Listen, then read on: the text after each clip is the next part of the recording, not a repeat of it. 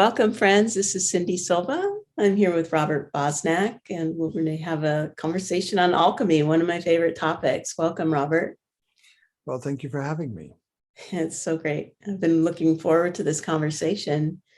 So we're going to talk about a series of books that you have out on alchemy and dreaming, anything that wants to come into the field to inspire people to.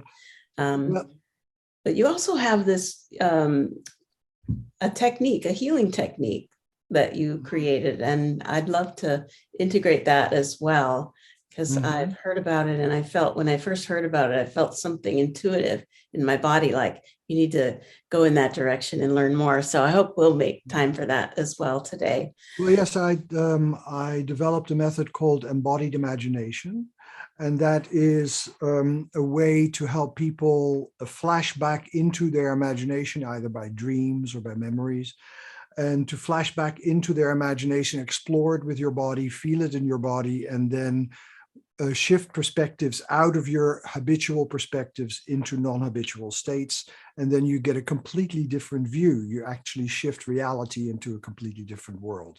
So that is what I do for a living. And so you work with clients doing that? Yes, I'm a psychoanalyst. I've been a psychoanalyst for about 50 years. And I am currently working with people. I mainly work with people in the arts, like musicians and writers and actors and directors. And not only on psychotherapy, but on having the creative imagination come to the surface in a more profound way than normally. And so I've used that also for myself when I wrote my series of novels called Red Sulfur. And Red Sulfur actually was created by me moving into that world and just looking around and waiting for my characters to do the action. So it's very similar in that way. And you have mentioned that there's a difference between voluntary and involuntary imagination. Would you share a little bit about well, the involuntary imagination is a place where you find yourself, like a dream. A dream is an involuntary imagination. You didn't create your dream, you just find yourself there. And you find yourself in an environment, and in that environment, you are in reality. You experience it as a reality. You know it to be real, and you know it to be physical.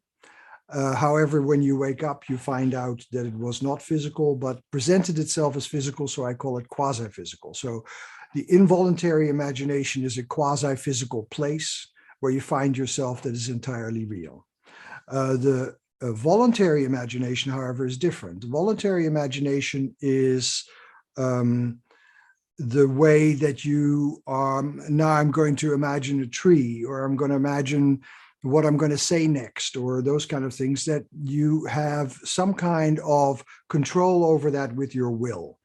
Over dreams, you have no control with your will. You can be lucid in a dream, and then there is a very modest modicum of control. But in ordinary dreaming, there's not. So I'm taking ordinary dreaming as my paradigm for the involuntary imagination. Thank you for clarifying that. And let's talk about your book, your books. It's a series of books, Red Sulfur. It's a series of 4 books, yeah. Yes, it's a series of 4 books, and it started. So I've been interested in alchemy for the last 50 years because I went to the Jung Institute in Zurich, and the first thing they have to learn is alchemy as a metaphor system. And I became really interested and have not left it alone. I am translating the alchemical text from the Latin. And so I'm very interested in it.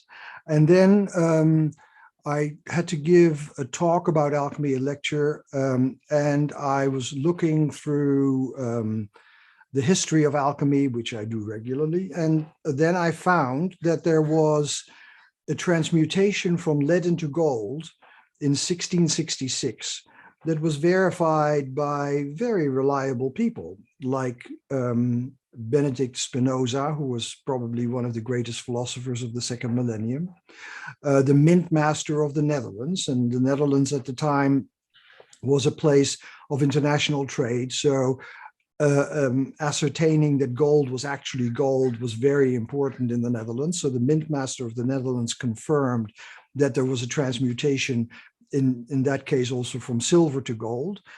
And so what I did is, well, if that's true, and that actually happened, then other things about alchemy would be true as well. And alchemy has the notion that it can create the panacea. The panacea is the medicine that heals everything. It can create eternal life. It can create eternal youth, all these kind of things. And so I thought the only way I can describe it is by way of fiction. And so I started out with this transmutation, and then it immediately turned into a love story, because alchemy is about love, right? Alchemy is about transmuting love into something more valuable. Love is very valuable, but it can create something that is super valuable, that is the gold, because the alchemists say, our gold is not the vulgar gold, our gold is the highest value. So by way of love, creating the highest value. And so the alchemist falls in love with the female alchemist, and but she can't have children. And she says, well, the woman that I brought up as my daughter, she might have our children for us. And you can see this is going to be an incredible disaster. So it's a constant disaster in this triangle of love. Meanwhile, what is happening is that science is taking over, and science is just beginning. And all the alchemists, all the scientists at the time, like Robert Boyle and Isaac Newton, were alchemists. And so there was a time of the fusion of alchemy and science, and slowly science made itself independent, and it became objectivity became important. Whereas for alchemy, it was not about objectivity, it was about participation. It's a completely different mindset. So it's that shift in that mindset. And that happened in the 17th century. And the 17th century was, I believe, the most important century for me, except for our own, because it's always your own century is the most important for you. But the 17th century, because what actually happened was the big battle for freedom of thought. Because the Church of Rome was against science. The Church of Rome had banished Galileo, and it had burned Giordano Bruno on the stake. And it was very much, the Inquisition was very powerfully against science. And so the Protestant countries began to fight the Catholic countries for the freedom of science. And that was the beginning of the Royal Academy in England. And so I am describing the battle between Louis XIV, who is the proponent of the church, and William of Orange, who is the proponent of tolerance and free speech. And this battle is very central, and they're all chasing these alchemists because they want their gold. And they're not just chased by kings and queens, they're also chased by phantoms who want to devour it all. And so that story develops over 4 books, and it becomes totally fascinating because it was written by the characters. The characters did it. All I did was I shifted my reality into their world. I let that world develop and unfold. I learned about that world through looking at all the paintings I could see on Google, looking at all the paintings of that period, because there's a lot of paintings of the 17th century, as you know, in Holland. And so then that world became very real to me, and then I entered into it, and then the characters became active, and it became a totally fascinating story that was surprising to me from beginning to end. Sounds like it'll also be a great history lesson to read those books. Well, next to that, and it's also an introduction to alchemy. So if people are interested in alchemy, the end of the book, I put a whole glossary of alchemical terms, and in it, it's real alchemy. And it's just all very strange to us because we are living in the scientific era. Whether you like science or not, there are lots of people that don't like science. Whether you like science or not, you're living in the scientific era. Otherwise, we wouldn't be seeing each other on this Right. device that Right. is created. The technology was created by science, and science is based on the split between subject and object. Mm-hmm. So as you're describing the way that this was written through you, it sounds like there was an experience of involuntary imagination. Would you say that with these characters Yes, coming it through? was an experience of involuntary imagination, and I just lent them my craft. Mm-hmm. I'm a writer. I've written many, many books. And I let them talk, and I described things that I saw, and I used my skill as a writer to make it palpable and viewable for people that come into this world. I imagine it had an alchemical effect on you. It feels like a waking dream, right? Like you weren't sleeping, but Yes. you were awake in Well, a dream-like yeah, it had a reality. very strong effect on me. I had a first reader, and I married her. So it had a very strong effect on me. And it had a very strong effect on the notion that reality shifting is actually a possibility. And I'm very interested in reality shifting. It's an interest that is now shared by millions of people between 16 and 24. And so I'm very curious about that. And I've studied it now for 50 years. And I'm very glad that there's a whole new generation coming up that is passionately interested in it. Yes. Yeah. Well, isn't that all that's going on anyway? Is reality shifting? That is really what this experience. Well, yes, but it's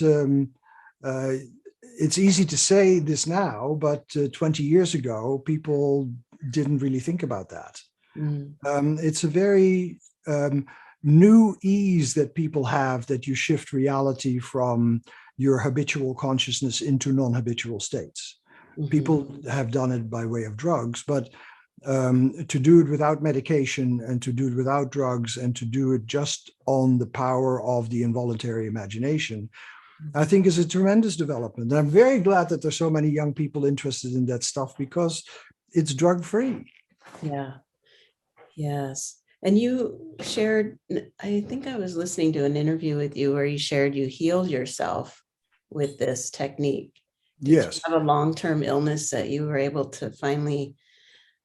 Yes. I had an illness that was incurable. I first almost died of it. And then I had it for a while, and then was in so much pain all the time that I didn't notice that my appendix had ruptured, and then I almost died from that. But they couldn't find what the original thing was. And then at a certain point, I was in the hospital for 11 months, and then they still couldn't find it, and they destroyed my whole intestinal flora. And then for 3 months it was over, and then it started again. And then I said, I've had it. And that's when I went into analysis in Zurich, and then I needed a staying permit. And so I enrolled at the Jung Institute. And within 2 years of my analysis, all my symptoms ceased. And so I became very interested in the relationship between imagination and body, because I worked very much in my analysis on dreaming and imagination. And I had seen that imagination can directly heal the body. And that's a very old notion. We're studying it again now with the studies of the placebo effect, which is about how imagination and expectation can heal you. But it was the part of the origins of Western medicine. And it was the Western healing sanctuaries that were based on dreaming, and that by way of dreaming, you could encounter the healing force, the healing God, that would then see to it that you would get healed. So it's a very old system, and it has worked for me beautifully. And then 10 years ago, it was found out that I had Crohn's disease, but I'd never done any treatment for it. And so I've had Crohn's disease for about 50 years without any symptoms. So that's good. That's really good. Yeah, I have an Oculus and been playing in that VR reality. And, I've always said and known that the body doesn't know the difference between a real or an imagined reality, right? Well, And they're both real. they're both real, but Yes. One is yeah, physical and one is not physical. very good point. But really, in this virtual reality, you can feel physiological changes just Oh, by yeah. entering these other reality. You can feel it. It's not, there's no question that it's Yeah. effective. Yeah. And so, and it's even stronger with dreaming, because dreaming is much more real than virtual reality. I think that it will take several generations for virtual reality to become as real as a dream. And so at this moment, virtual reality is a poor man's dream or a poor woman's dream. And but if you help a person to flash back into their dreams, you are in a completely real world that surrounds you, and all these beings present themselves as physical to you, and you can touch them, and you can hear them, you can smell them, and then you can realize that indeed, as exactly as what you're saying, the brain cannot distinguish between physical and non-physical reality. Mm-hmm. That's certainly where we're heading, right? I mean, technology. Yes. Yeah. Technology can really see that. And I Yeah, think, well, I think that we're moving to what I call a Metaverse, MISCA verse, a mixed universe, where there are people that can reality shift by themselves. There are people that are in the virtual world. There are people that are in the actual world, and it's all going to be one big mixture. And you will be one of your best friends will be artificially intelligent. And so all these things are about to happen. We're on the threshold of it. And that's why I think that this whole generation, the Gen Z, is so interested in reality shifting. well, I think, yeah, for me, I see it like consciousness is seeking a form that allows its fullest expression, which means freedom. And it wants to have freedom through each of us, each of itself as us, as these different forms.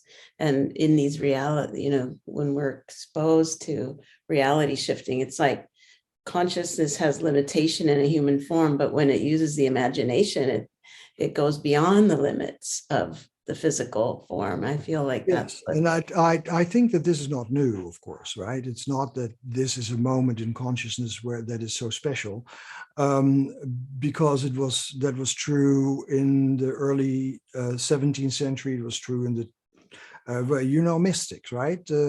Hildegard von Bingen, 12th century, 13th century, great mystic who moved through all kinds of worlds in that age, wrote the most gorgeous, beautiful mystical music. And yeah, so it has been going on all along. I think that maybe more people are becoming aware of it. Yeah, I think so.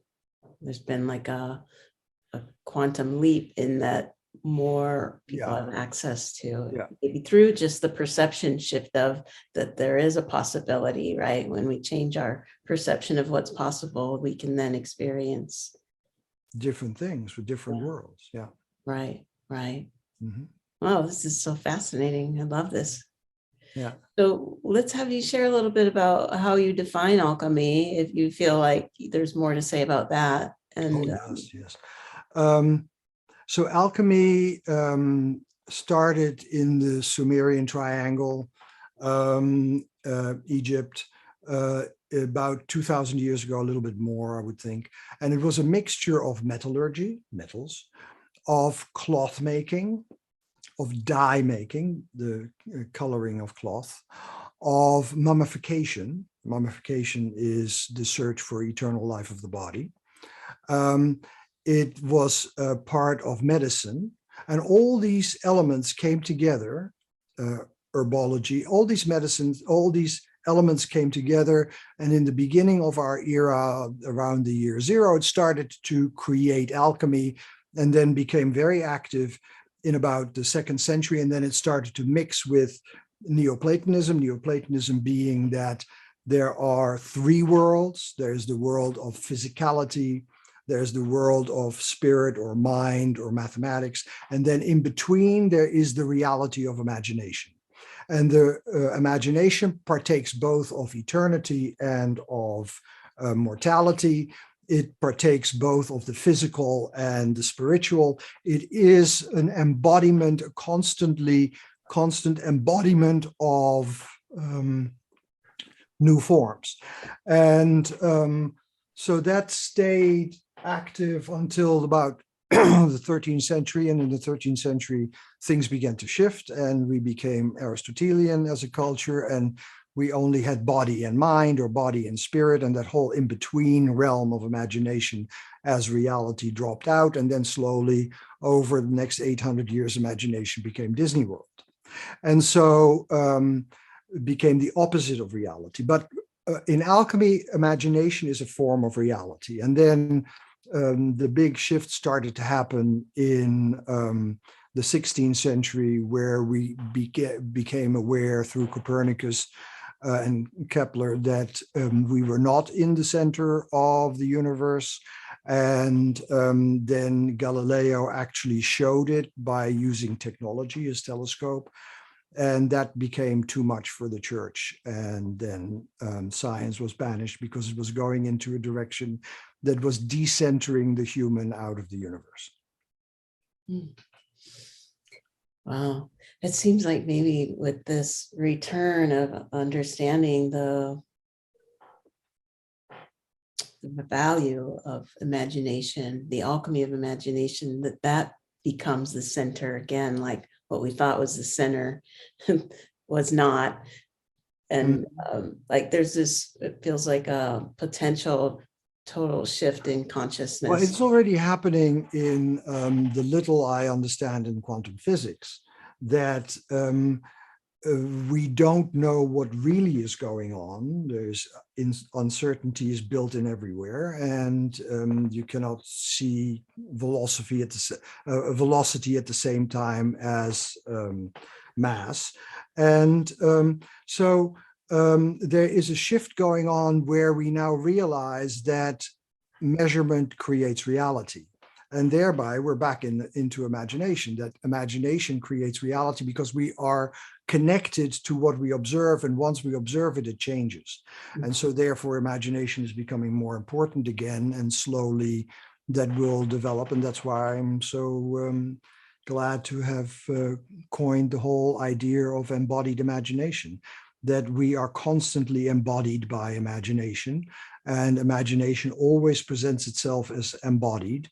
And things that one culture holds for truth, another culture holds for imagination. And so we are living inside of imagination, and we're trying to find out, is there anything, what is there beyond imagination? And that's the very important search. That's the search of science. What is there beyond imagination? But it's not easy. It's not easy to find, and it's not easy to do. And several of the people that I work with are physicists, theoretical physicists, and they tell us how incredibly difficult it is to establish facts. There are facts, but it's very difficult to establish them. And every time that you have in quantum physics have something established, it decoheres again. And so anyway. Because as you observe it, it changes. Yes, and so it constantly changes. Yeah. And yeah, so I think imagination is becoming increasingly important again, and I think that there's a whole generation behind us who realizes that. Mm-hmm. Mm-hmm. It is interesting when you think of the new generations that replace us, right? It's just like when we have children, our children replace us. And when a new generation comes, that and it's very interesting. I mean, I'm 74, so I have grandchildren that are replacing my children. Yeah. So that's a very interesting development as well. And yes, we're constantly, that's the great thing about this system that was created by evolution, or however it was created, that we die. It's a great thing because constant renewal has to happen. Mm-hmm.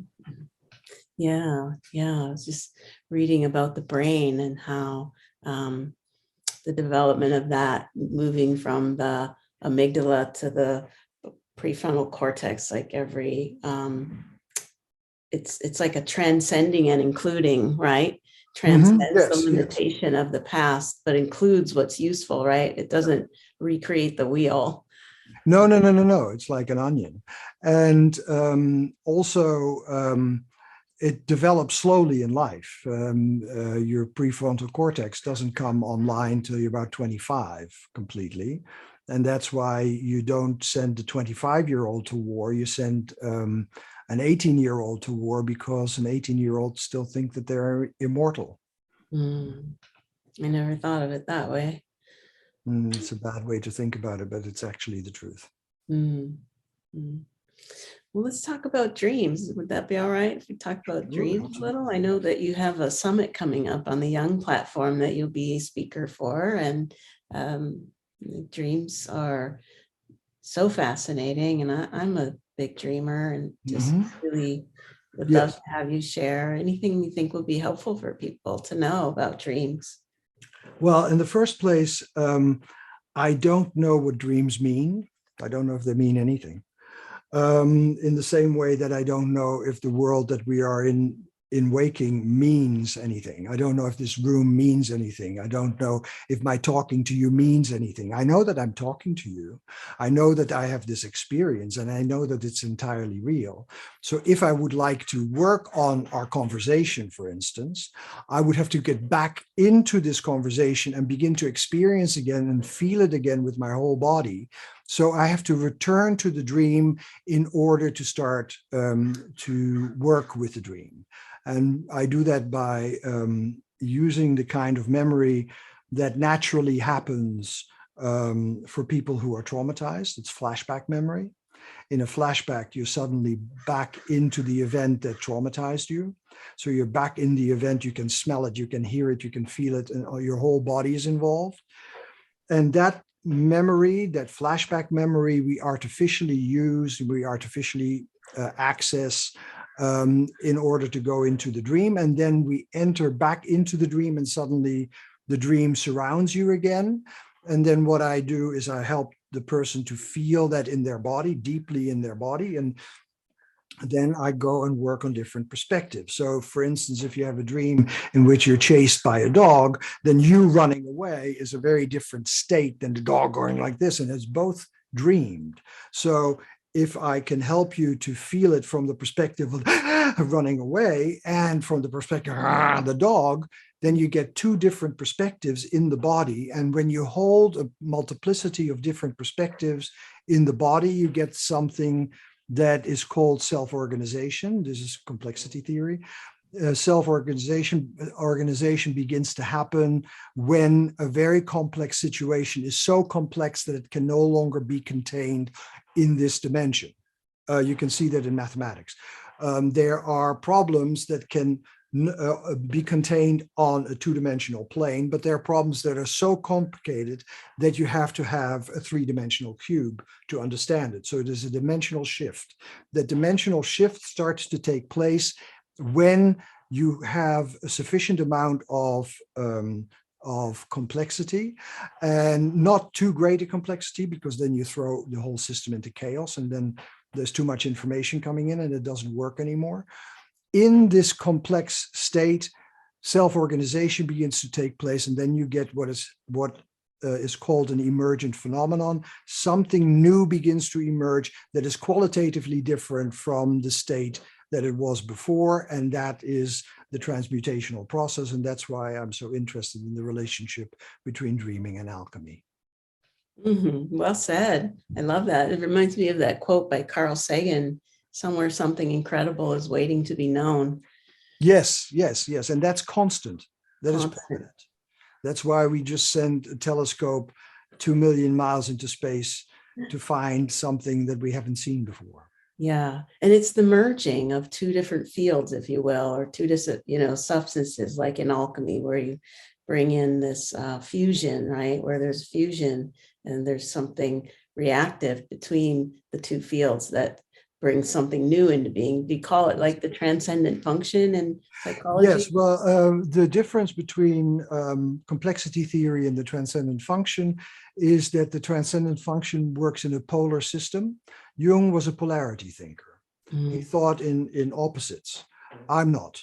I am a multiplicity thinker. I was trained by James Hillman, who is a multiplicity thinker. So I believe that a human being is a simultaneous multiplicity of states. And but this multiplicity of states, when it is contained and held, then something new begins to emerge, but it doesn't emerge just from two states, but from many states at the same time. So the difference between the transcendent function is that it comes from a polarity premise, and complexity theory comes from a multiplicity premise. Mm. It makes me think of how, like, we reside on multiple planes of reality, right? And trying to line all those different planes up, that's a multiplicity versus yes, if you believe, polarity. if you take it in that paradigm of planes, that would be it. You can also take it in the paradigm of mixing cocktails, where if you put several things together and you shake it, you get something that tastes completely different than any of the ingredients by themselves. Or cooking. Yeah, Cooking and alchemy is very similar. I love cooking. Oh, good, good. Well, then you're an alchemist. You like to cook? No, I like restaurants. You like to cook up stories. Yeah, yes, absolutely, yes. Yeah. I sometimes forget to eat for a day, and that's not. Oh. Yeah. I'll never forget to eat per day. Not a problem for me. So the other thing that's happening is you're offering a course on Jung platform on originality. Can we Yes. talk about that? I'm really curious about that. Yeah. Where I start with originality is that going back to origins. And the notion of going back to origins is absolutely central in the thinking of what was called Neoplatonism, in the thinking of the reality of imagination. That when you go back to the origin, you get to the spark where it all begins. And so what I try to do in the course is to help people move back to the original spark. Because in this day and age, and this is where after COVID, lots of people have lost their spark. And if we can find a way to get back to the spark, which is the notion of alchemy, alchemy always tries to go back to the spark because the original entity in alchemy is the spark. The creative spark, so that in this way we can move back to originality by getting to what sparks us. And I will give a lot of examples and techniques, very much techniques, how to get back to the spark. Well, I'm hoping to be part of that. Oh, that's good. That's good. It's interactive. So I usually talk for about 10 minutes, and then we have 5 or 7 minutes of interaction, and then I talk again, and then the last 20 minutes of it is exercises and experiments, consciousness experiments. And how do you see that related to nature, like being close to nature? I mean, you live in a beautiful place in the mountains, I believe, and Yes. You have access to incredible beauty where you're at. And Yes. to me, nature is where I connect to that spark. And I feel like there's like a nature deficiency syndrome. Yes, I think that there are, I think it was 10 years ago or 15 years ago that the majority of the world population was urban. And that is increasing. So in the next 100 years, the largest part of the population will be urbanized. And so yes, nature is going to be missing in action. I think that, yes, there will be a little bit of nature, but it will be highly curated. So wild nature, like where I live, when I have to carry something in my pocket, a strong whistle for if I meet a mountain lion, and I have to wear gaiters in order not to be attacked by rattlesnakes, that kind of nature is going to move more and more into the background. So we have to find a new relationship to nature. Maybe we can find a relationship to nature by way of virtual reality, maybe by way of dreaming, or maybe by having nature be in smaller places where you can still connect to it. Like there are people that connect very well to nature by having plants. So there's going to be all kinds of different ways of connecting to nature, but the majority of the people now already live in urban settings, and nature is going to get the short shrift, and that's going to happen more and more. And there's something else that I didn't bring up before. In alchemy is about participation, right? And so the alchemist participates in the life of the metals, because according to alchemy, everything's alive. So the alchemist participates in the life of the metals. And as the alchemist identifies with the metal can start to self-manifest. The metal can bring out its own life, and the alchemist can participate in the life of iron or copper, and then work on it from that perspective. But it also means that we participate in everything. So we participate in the world around us, in the trees and in the mountains. And like, for instance, Aboriginal people would be participating in the world of the mountains where they live. And the mountains are dreaming their dreams. And so the great thing that happened, the great as difficult thing that happened, was that as we became in this world of subject-object split, we were no longer participating in nature. We were no longer participating in the world. We were looking at the world objectively. So an increasing separation began to take place. And as that separation begins to take place, the world around you is no longer alive, and you can do anything to it that you want. And that was the beginning of the ecological crisis. Mm-hmm. Yeah. I'm fascinated by that. But it is inherent in our thinking. It is not just what we do, and it is not just the big companies that do it. Yeah. We have this in our being, that we are no longer participating in the world, and that has to return. Somehow we have to start.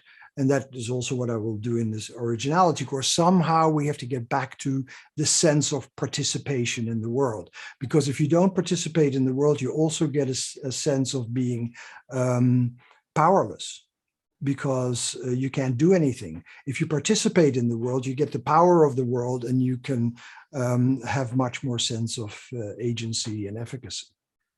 Yeah, I feel strongly about that as well, because we are designed to contribute something, right? Like something wants to be given through us. There's some creative. Well, that is the notion of alchemy. The notion of alchemy is that all metals desire to become gold.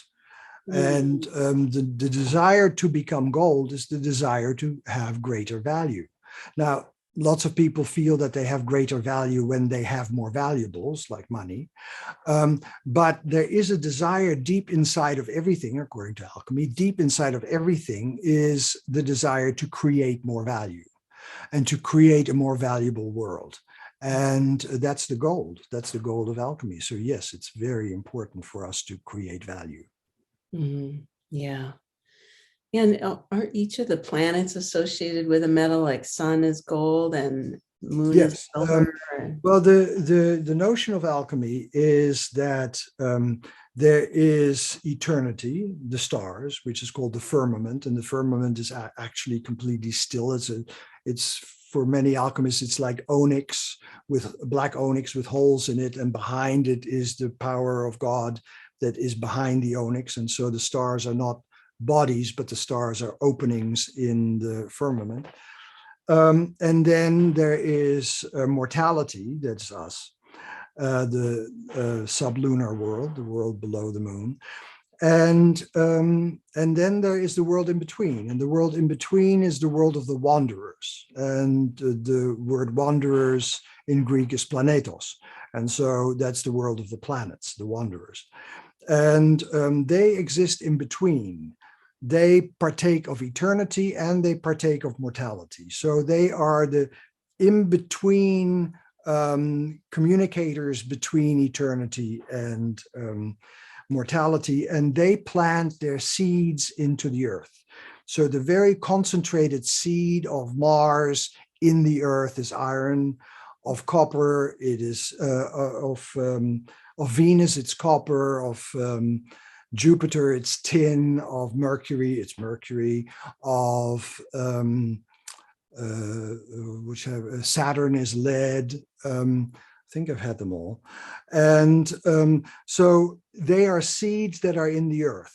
So as the alchemist begins to work on these seeds, so when the alchemist begins to work on copper, then the seed of Venus begins to arise, and that whole Venusian atmosphere is coming to the surface. So the alchemist works with Venus, the alchemist works with that whole beauty and love that is in copper. And so there's a constant working with what is called the daimones, the connectors between mortality and eternity. Yeah, and then there's a correspondence to everything. Yes, yes. Yeah. And even more than a correspondence, it's the creative seed. So yes, it's a correspondence, but iron is the creative seed of Mars. So, and it's in our body, it's in our blood. Exactly. And we that's how actually how placebo works. Placebo, we are a gigantic apothecary, and the placebo effect triggers the part of the apothecary that is necessary at that moment, and therefore can have a healing effect. Yes, we are full of these seeds of the world. Yeah, there definitely feels like a connection between imagination and placebo, right? That's definitely well, it's the same thing. Same thing, yeah. Involuntary. When I give you a pill and you are convinced that that pill will cure you, the chances that you will be cured are much greater than if I give you a pill or if I don't give you a pill. The interesting thing was that somebody did a research which I loved, in which he gave people who had a GERD, the way that acid comes up, and he gave them a pill that said placebo. He said, these are pills that do not work. They're just placebo, but now take it 4 times a day. And people took it 4 times a day, and the people who took it actually got much better than the people who didn't take it. So the ritual of taking pills, the ritual of doing things, and the strongest ritual that we have is surgery. The ritual already has a curing effect. There are researches of heart surgeries that were done in the 50s that later on turned out to be completely ineffective on a level of physiology, but people got healed by it because surgery has a very powerful placebo effect. Like a symbol. Yes, have a powerful effect as well. well. A symbol and a ritual. And you said earlier about how the planets are the in-between, the intermediary. Yes. So, and prior to that, we were talking about imagination being the intermediary. So is there a correspondence there? Yes. The notion is that the intermediary is the world that takes on form, that has its own form, and that presents itself as fully embodied. But it is neither physical nor is it purely spiritual, because spiritual you can only get in touch with by way of the intellect. This you can get in touch with by way of your whole body and by way of all your senses. So it is this world in between, and it's called the daimonic world, the world where the presences present themselves as embodied, and they were called the gods, and therefore the planets are the gods. And so it is a form of involuntary imagination that comes up in all mythologies all over the world. Mm-hmm. Well, this has been just so fun, this conversation. I really appreciate how you can just go anywhere and bring it back to, distill it right back into the essence. Well, this distillation is one of the most important alchemical processes. It is indeed, right?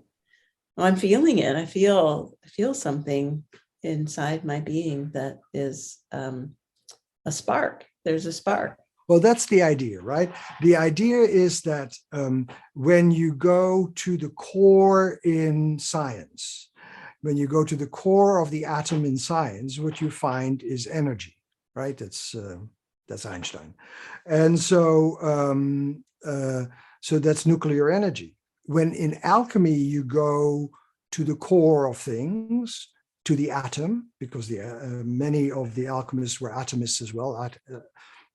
Atomism comes from Democritus about a few hundred years BC in Greece. And so they were atomists, but at the core of their atom, there was the creative spark. And so there was not just energy, but there was a quality of creativity that was right there. Mm-hmm. And so that if the alchemist was able to gather all the sparks from the core of matter together, then it would get pure creativity, and that was called red sulfur. And red sulfur, what my books are about, red sulfur is the condensation of all creativity that has existed before the creation of the cosmos. That's the notion of red sulfur. And therefore you can change it. Red sulfur is entirely free. You were talking about freedom before. Red sulfur is entirely free from all the natural restrictions.